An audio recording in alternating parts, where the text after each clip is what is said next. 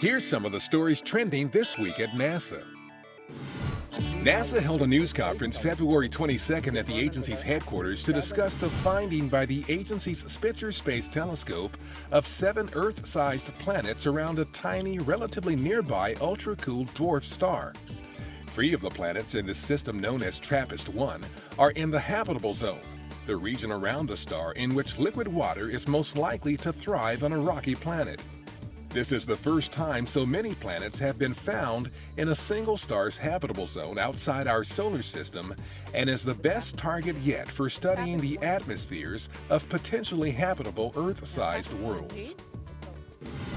The February 19th launch of a SpaceX Dragon cargo spacecraft to the International Space Station was the first mission from historic Launch Pad 39A at NASA's Kennedy Space Center in Florida since the last Space Shuttle mission in July 2011.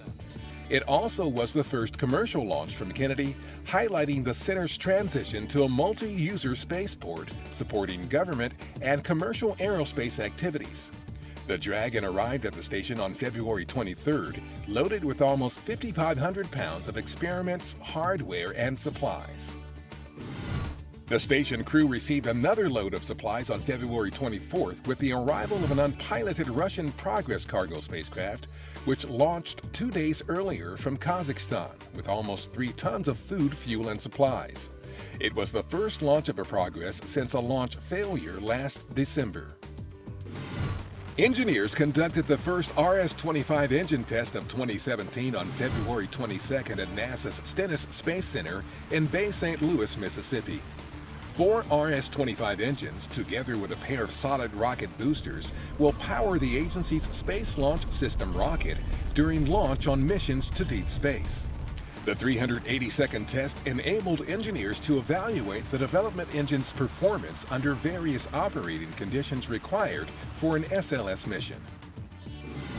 On February 22nd, integrated structural testing began at Marshall Space Flight Center with test articles of the Space Launch System's Launch Vehicle Stage Adapter, Orion Stage Adapter, and Interim Cryogenic Propulsion Stage stacked in a test stand. The hardware is undergoing testing to ensure it can handle the stresses of a launch. The series of tests is expected to continue through early May. On February 20th, NASA's Glenn Research Center teamed with the Great Lakes Science Center in Cleveland, Ohio, to celebrate the 55th anniversary of the Mercury Friendship 7 flight that made late astronaut and U.S. Senator John Glenn the first American to orbit Earth. The event also highlighted the work of NASA's Hidden Figures, a group of women mathematicians who helped make Glenn's and other historic spaceflights possible, as well as the present-day modern figures enabling current and future NASA missions. And that's what's up this week at NASA.